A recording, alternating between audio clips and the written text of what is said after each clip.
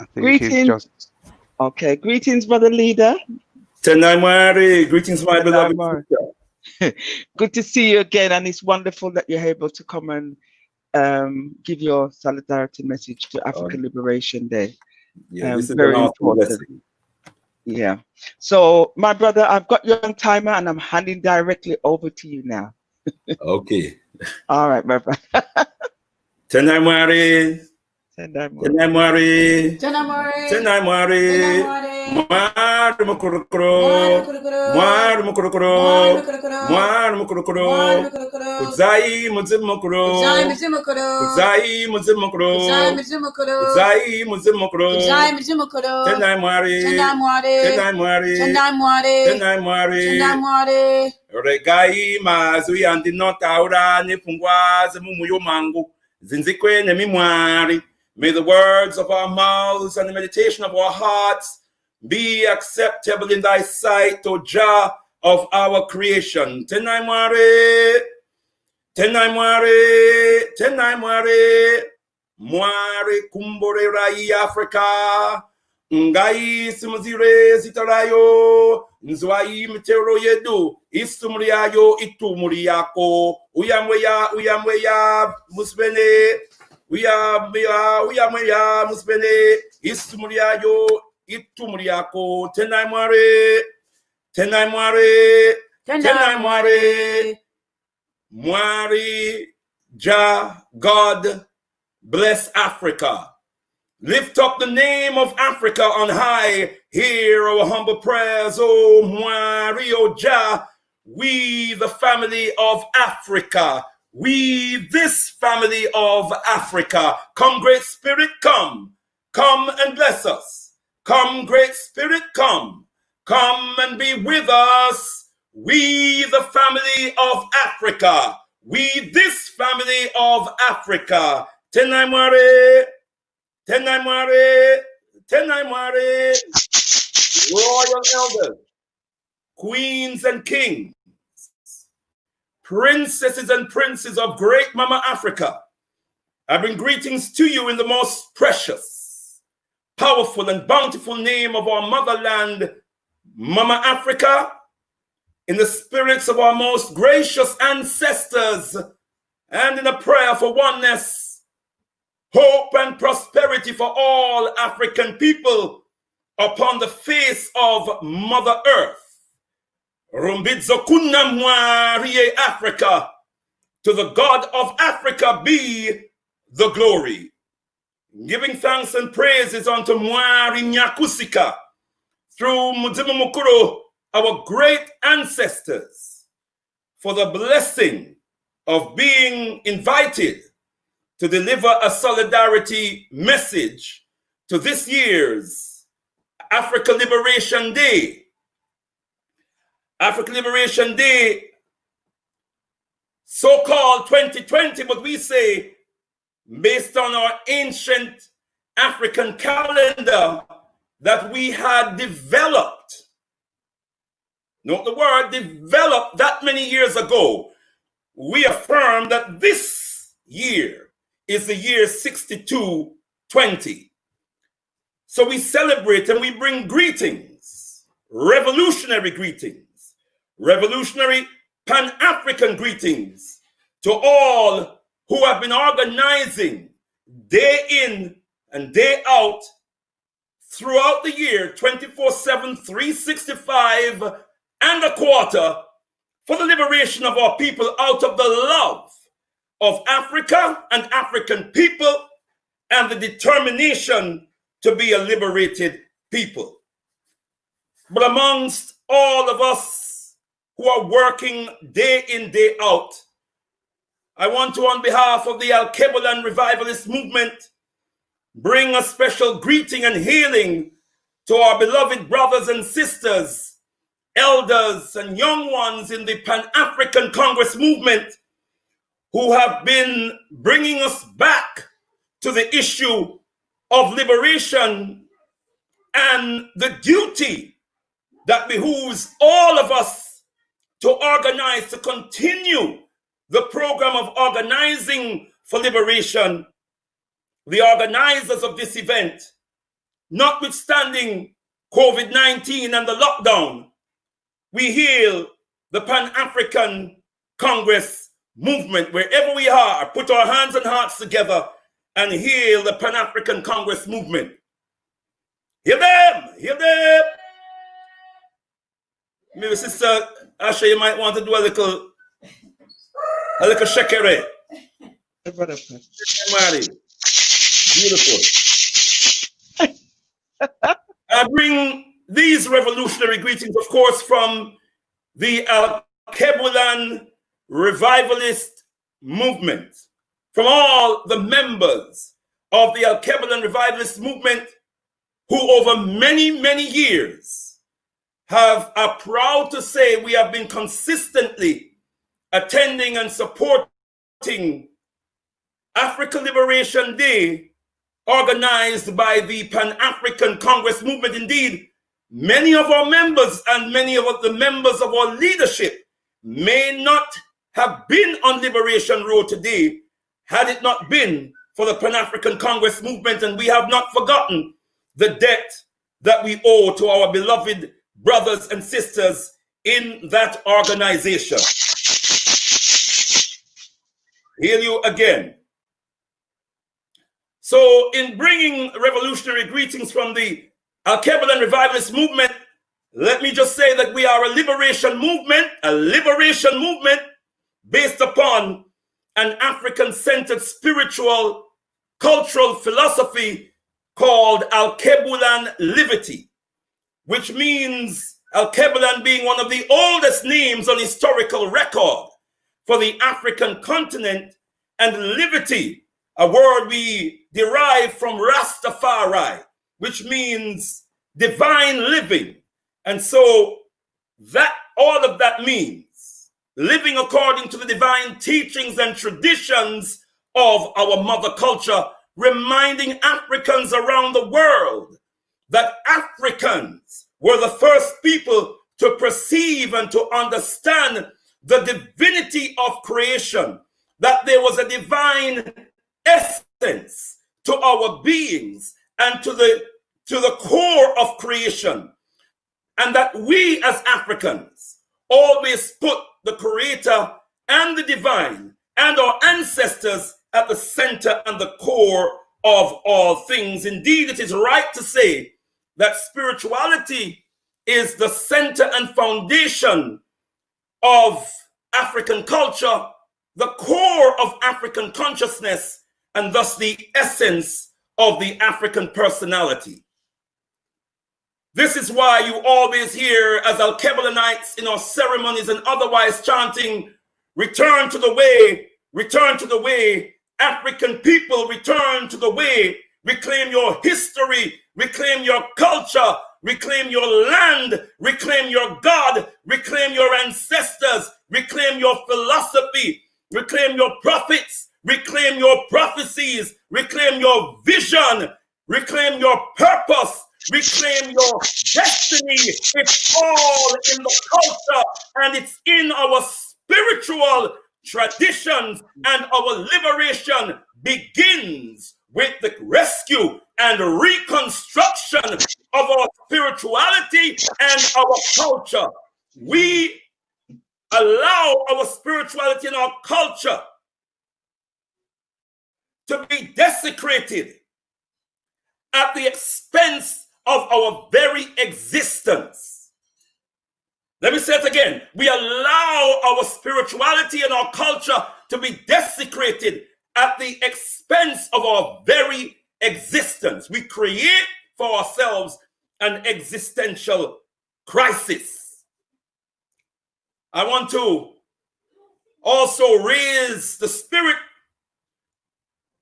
of one of our beloved sisters who was an outstanding stalwart, a great example to our movement and our community for many, many years, serving our community as a member, a senior officer, and who undertook so many roles. I find it very hard to even mention the sister's name or even think about her without a lump coming to my throat. I'm going to be honest, brothers and sisters.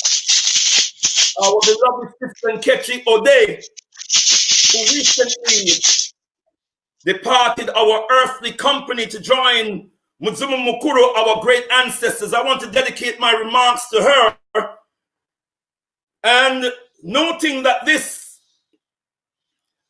the theme of this year's ALD highlights and features our young people.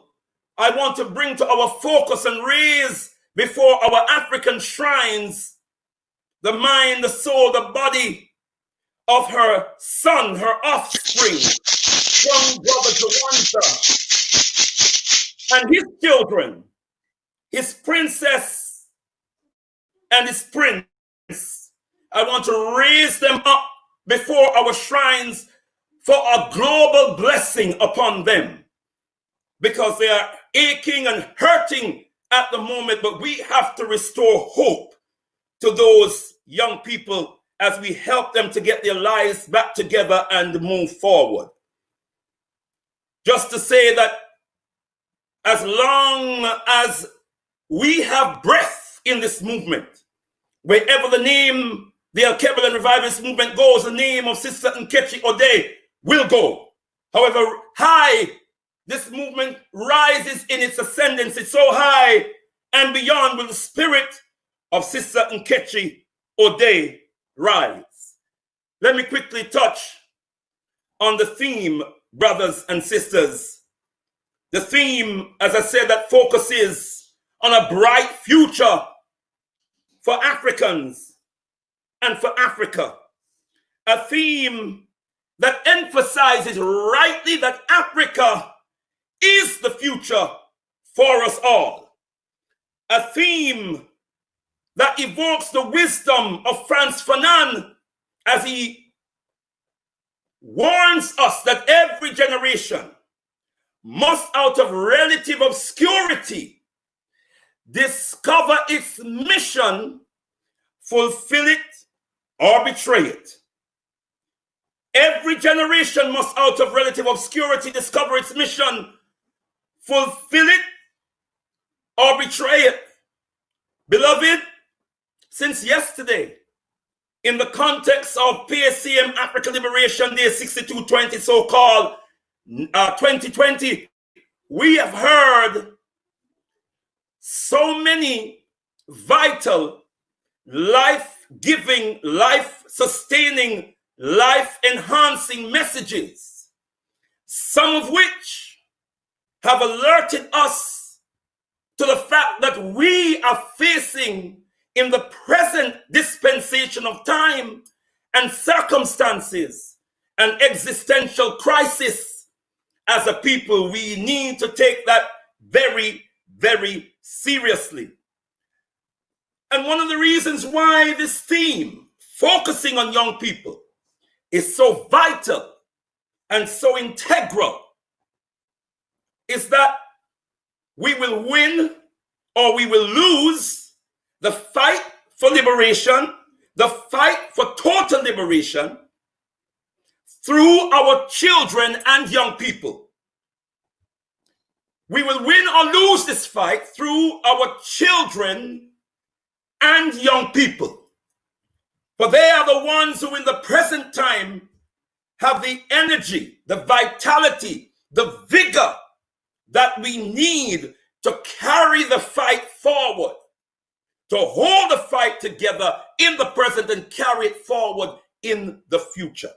This is why Africa Liberation Day is so important, and those of us who have emphasized that the removal of liberation out of the acknowledgement of today is an improper move. Whoever decided to do this, because we are still facing oppression as a people. We are still under the yoke of oppression.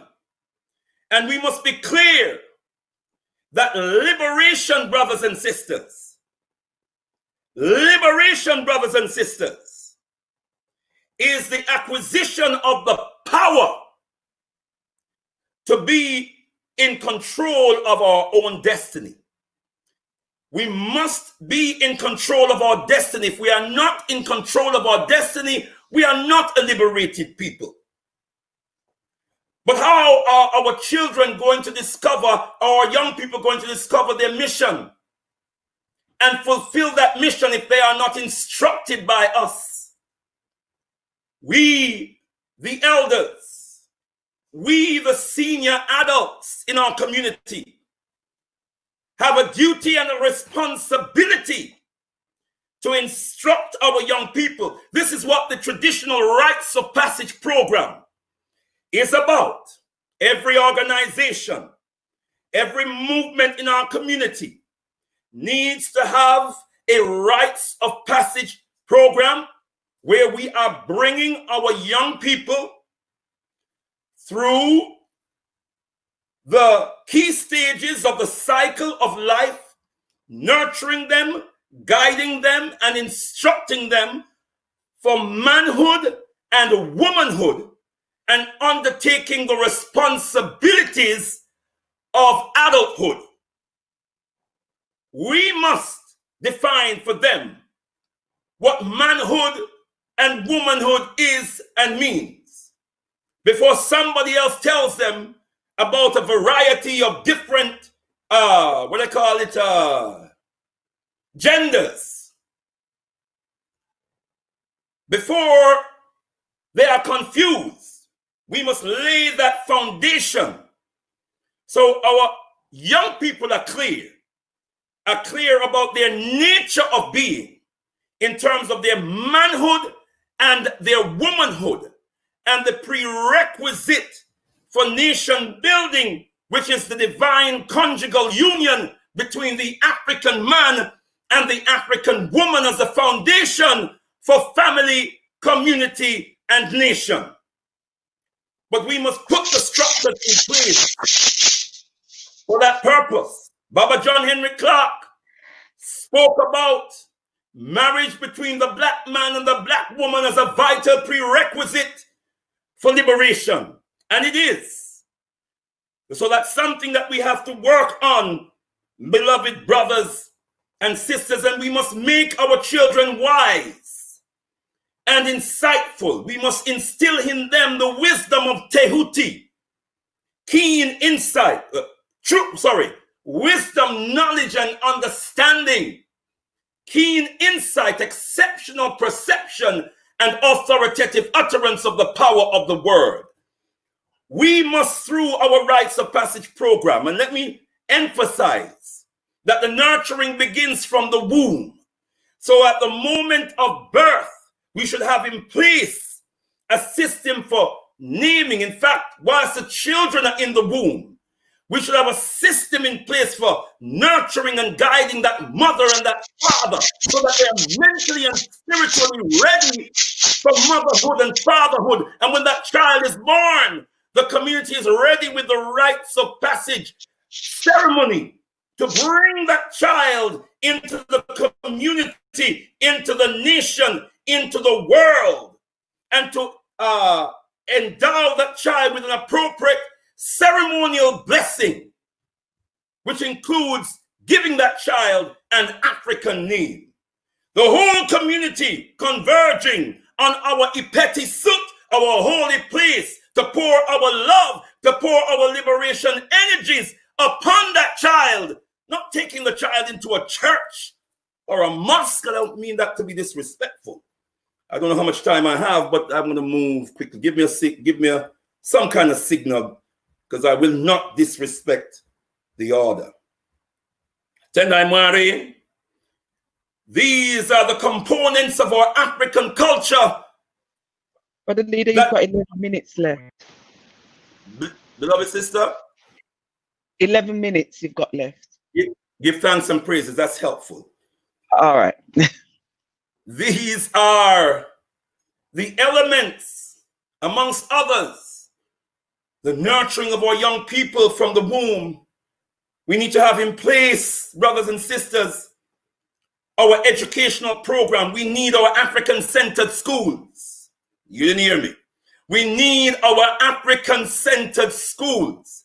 There is no creature on the planet who takes their offspring to their predators for their predators to prepare them for life. It makes no sense. It is not in the interest of the predator to empower our children to overpower the predator. The predator has a vested interest in rendering our children pliable, malleable to their control, because the predator needs to feed on them in mind, on their minds, their bodies, their spirits, and use their minds, bodies, and spirit to maintain the system of global white supremacy and European imperialism. And the schools that we send our children to are institutions that promote, protect, and preserve global white supremacy and European imperialism. Let me say very quickly, I listened to my beloved brother, Ldr Mbandaka, who spoke wisely to us, as did many others before him, touching on, and Brother Glenroy as well, touching on the issue of COVID-19. Let me say this clearly, brothers and sisters. We as revolutionaries have a duty and a responsibility to scrutinize and interrogate everything that the government of this country and its echo chamber, the mass media, put out as information in our community. It is not our responsibility, it's not even intelligent. It is not a liberation stance or position to repeat what the government says ad nauseum as if it is unquestionable truth. As much as we have caught these people in a lie over and over again, Tuskegee comes to mind. AIDS comes to mind. So when we hear, and I can't stay on this subject for too long, I'm simply saying that there are sources which are saying and seem to have very convincing evidence that this so-called COVID-19, rather than being a natural phenomenon, is in actual fact an agent of biochemical warfare. Now it is our responsibility to interrogate that, not to dismiss it as conspiracy theory, and certainly not to be regurgitating the government's propaganda or the propaganda of the global elites who really are behind the scenes, who run secret societies, who control and instruct governments. The bankers, the heads of multinational corporations who meet in the Bilderberg, or who run the Council on Foreign Relations or the Royal Institute of International Affairs.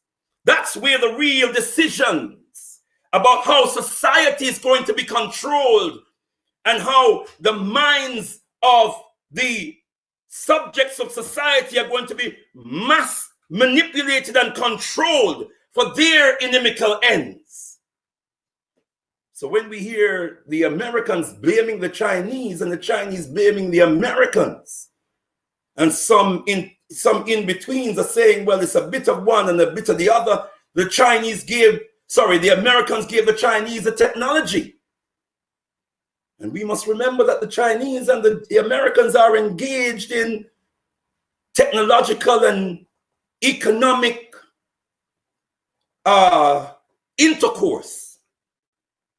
Billions of pounds, trillions of pounds of American debt is in the hands of the Chinese. American industries, many of their industries in their deindustrialization process have moved to China. They are intertwined with each other, brothers and sisters. And so whilst I agree that our primary oppressors and enemies in this present time are still the Europeans, the Chinese have an ambition, an agenda to become the #1 superpower on the planet. They're right on the heels of America. Some sources say they've even overtaken America economically. But the Chinese, the Americans, the Indians, the British, the Koreans, the Russians, and all the other powerful nations of the world in which we live, the French, we've heard about them.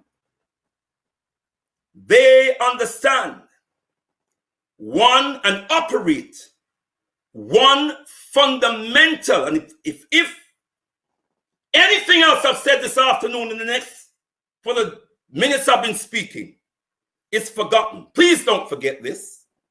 Please don't forget this, brothers and sisters. It is the fundamental and golden principle of global geopolitics, which is that whoever controls Africa rules the world. Whoever controls Africa rules the world. So, if China wants to be #1, China knows that China has to control Africa. Today, America, with Britain on tow, controls Africa. Most of its land, most of its resources are in the hands of American multinational corporations. They're in Africa, raping Africa. 90% of Africa's natural resources are expropriated to enrich external interests. That's why Africans on the richest continent on the planet are the most impoverished people. I didn't say the poorest people. I said the most impoverished. And that's why America is the most enriched. I didn't say the richest. I said the most enriched. And China is on her heels. But China knows that it has to control Africa to rule the world. To control Africa, you must conquer Africans. Everybody understands that? Because naturally, notwithstanding oppression, hundreds of years of oppression, nature puts in us the drive to be the masters of our own destinies, the owners and controllers of our own land, and our natural resources is coded in our DNA. And so in order to prevent a people from taking control of their own land, they must be conquered. They must be oppressed. So China, you think China is interested in Africa becoming industrialized and doing some of what China did to make itself the power it is in the world today? Do you think China looking for cheap labor? Now China is scaling down some of its industries and looking for somewhere else like the Americans did for cheap labor. My brother, 2 minutes. Because the Chinese middle class, I heard this, has grown. It's expanding. Because wealth in China is expanding. My time is more or less up, beloved. So let me wind down. The solution is always, beloved, the implementation of the black print of the most eminent prophet and king, His Excellency Marcus MOSIAH Garvey. He gave us the black print for liberation, brothers and sisters.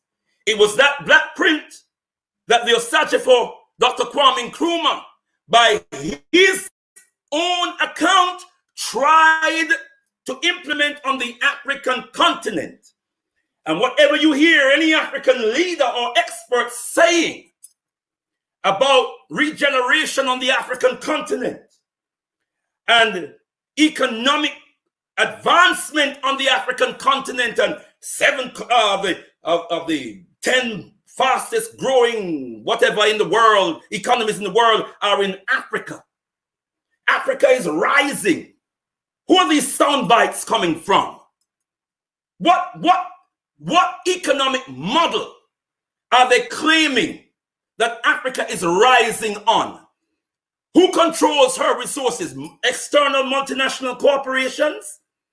How can that be the rise of Africa? Africa cannot rise unless the standard of human living of Africans rise.